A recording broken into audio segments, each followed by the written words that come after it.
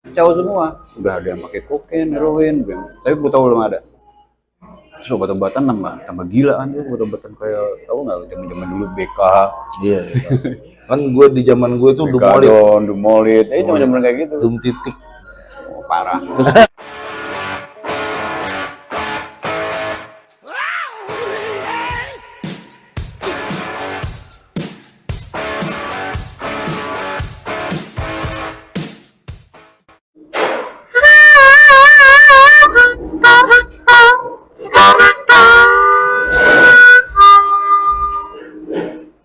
Wis, udah mulai ya?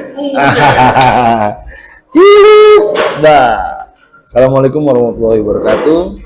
Jumpa lagi bersama Ini Sulex di tema tahu sama tahu. Kalau saya tidak kasih tahu, kamu tidak tahu. Nah, jadi kalau sudah dikasih tahu, kita menjadi tahu sama tahu. Guys, hari ini saya kedatangan tamu, teman lama, udah lama jadi temen, ngeband bareng, dan dia juga punya segudang karir, bahkan dia punya gudang banyak. So guys, kita perkenalkan, kita persilakan kepada Yul Priyatna, bener ya? Yul Perry. Yul Perry. Stage name-nya Yul Perry. Yes. Nah, kalau di lingkungan band, dia terkenalnya dengan Yul Perry. Yul ini termasuk sudah di jajaran pemain-pemain legend ya. Tua dong ya. Legend belum tentu tua, bro. Gue aja legend, bro.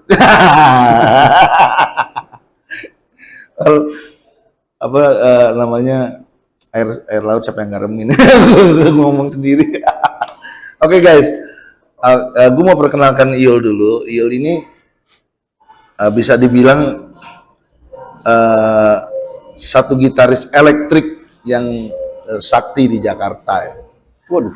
Gue pernah juga kolaborasi sama dia, mau bikin band rekaman. Tapi sekarang yang gue mau pertanyakan adalah, gue pengen tahu kenapa seorang Yul memilih gitar sebagai alat musik profesional. Ya karena suka. Sejak kapan lo putusin tuh? Sejak SMA. Karena kalau gue pribadi, gue awalnya drummer, tapi lakunya di vokal. Gue awalnya ngedrum tapi lakunya di vokal. Kalau dari awal memang udah pilih gitar? Dari SMA, sampai SMP tuh seneng main drum. Ya lumayan jago loh main drumnya. Gue belum pernah lihat sih. Jadi waktu SMA SMA gue kan di Banda Aceh.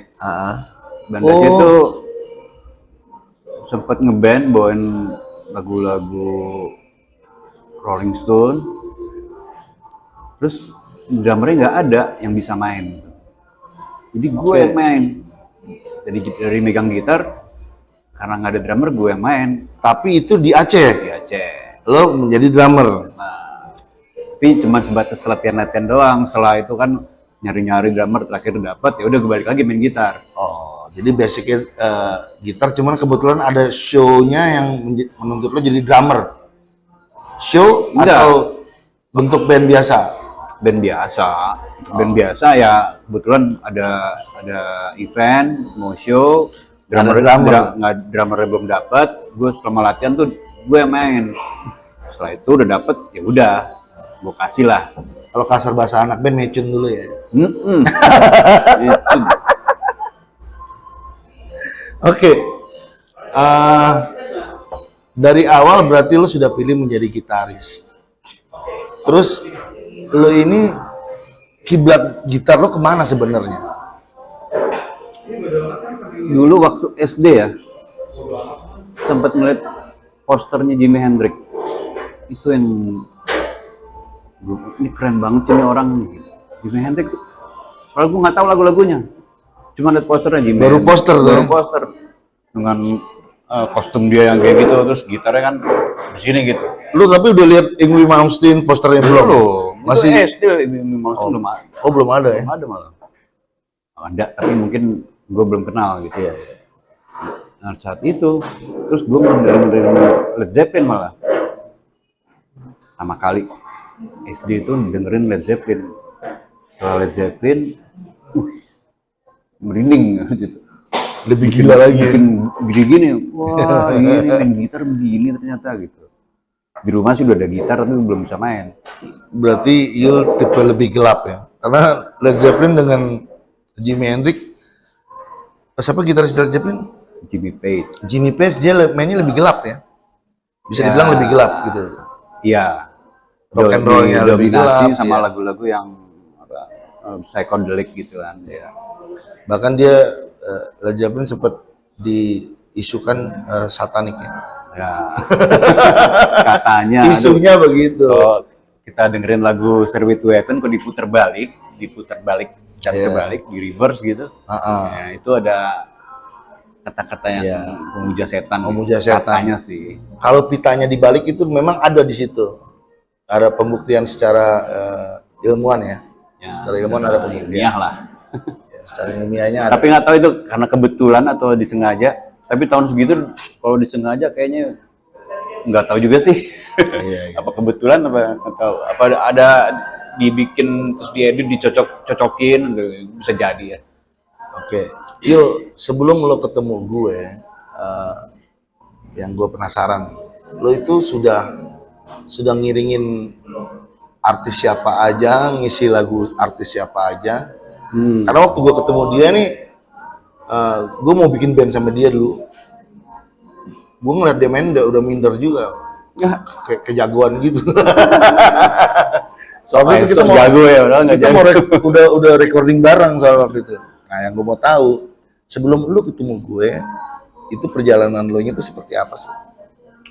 Dulu sejak pindah ke Jakarta lagi dari Aceh, sempat kuliah 2 tahun ya. Terus di kuliah disuruh main band loh, jadi kuliahnya berantakan. Ya udahlah, jadi mutusin udahlah main band aja deh. Sama. Jadi gitaris aja deh. Udah ke Jakarta. Ke studio, kebetulan di situ ketemu teman-teman yang cocok itu, udahlah di situ mulai covering lagu-lagu Van Halen. Oke.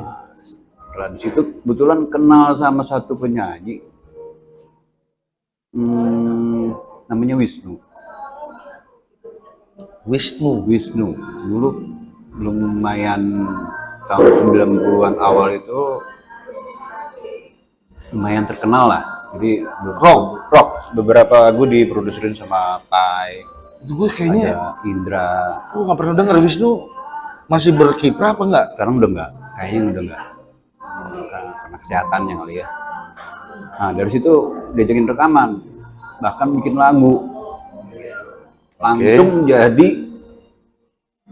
zaman dulu sebutannya arranger ya. Lo nya? Iya. Jadi kalau sekarang kan jadi produser. Satu lagu itu lo yang produserin atau satu album? 5 lagu. Mini album lah ya. Satu album, jadi 5 lagu gue yang produserin, 5 lagu lagi ada dia sendiri, ada Pai, ada Indra, ada Budi Bidur kalau nggak salah, almarhum. Pai setelah bubar dari Slang? Kayaknya masih di Slang. Masih di Slang. Soalnya kalau nggak salah itu kan tahun Ketemu nggak sengaja apa gimana sama Pai itu? 3. Nggak sengaja.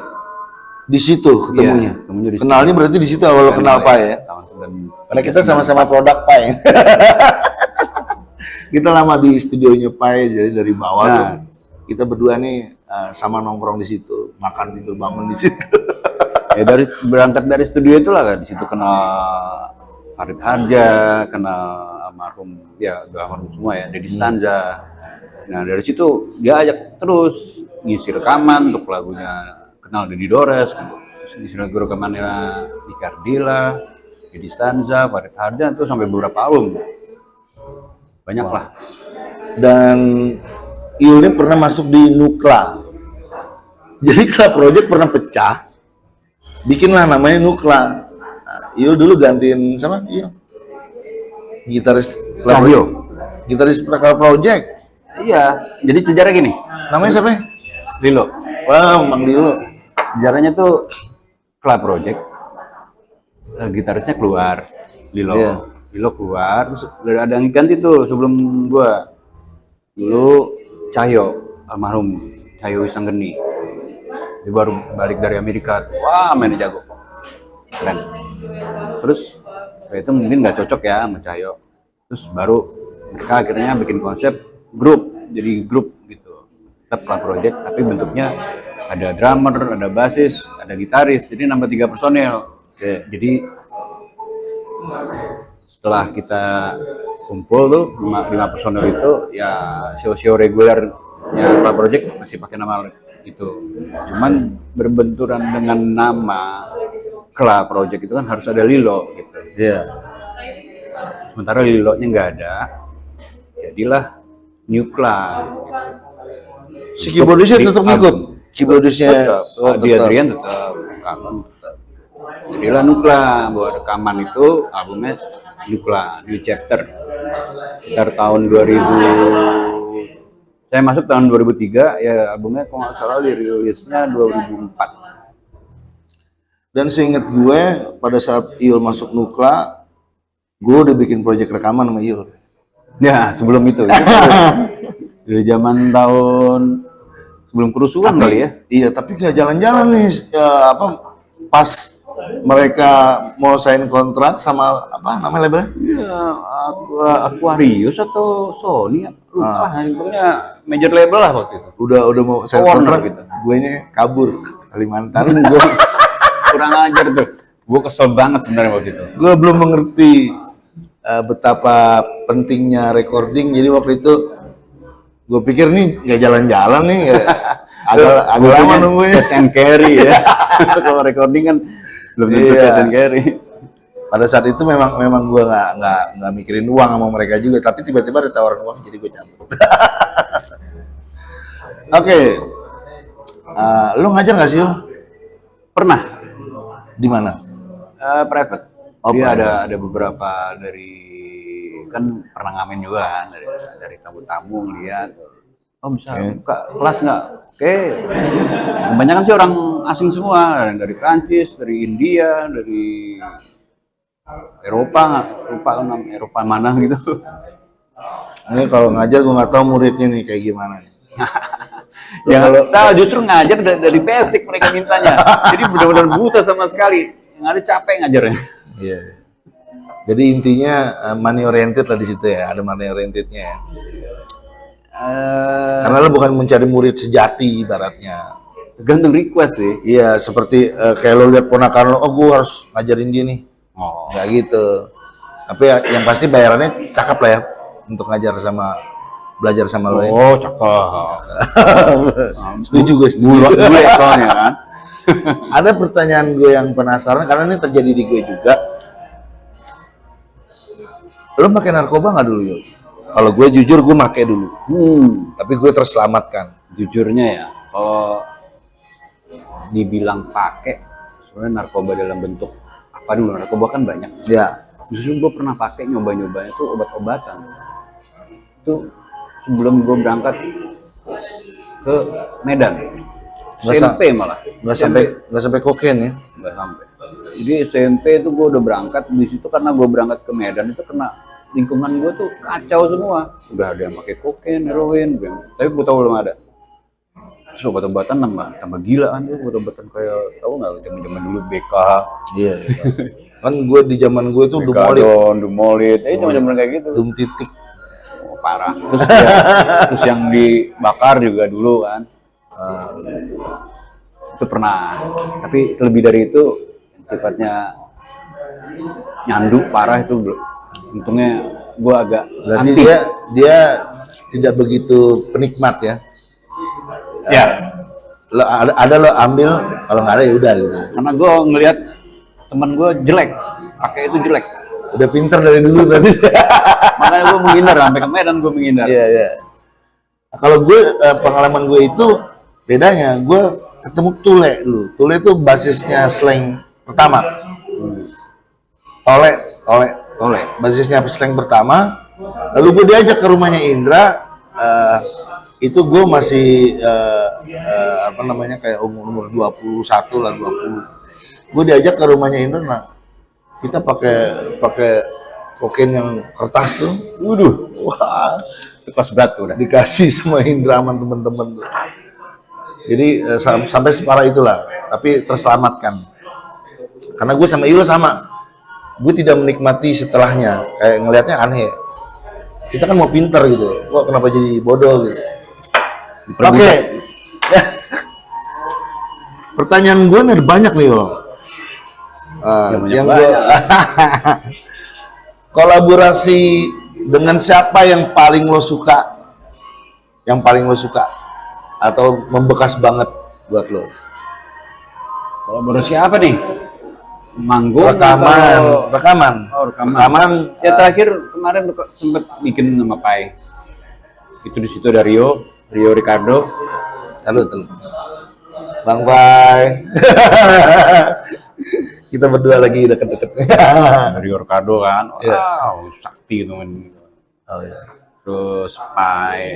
Ya itu bikin Pai nyanyi di situ. Ya itulah. Yang terakhir itu justru yang Tapi Pai emang suaranya bagus juga sih. Dulu kan dia sempat bikin solo. ya, bunga aku hilang. Iya. Bunga aku hilang udah ketemu tapi bunganya. Udah. Oke, satu lagi pertanyaan udah 10 menit sih Yo. Tapi gue pengen apa ya namanya sebenarnya cita-cita lo sebagai musisi sudah tercapai belum sih? Kalau dilihat dari banyak nih sisinya.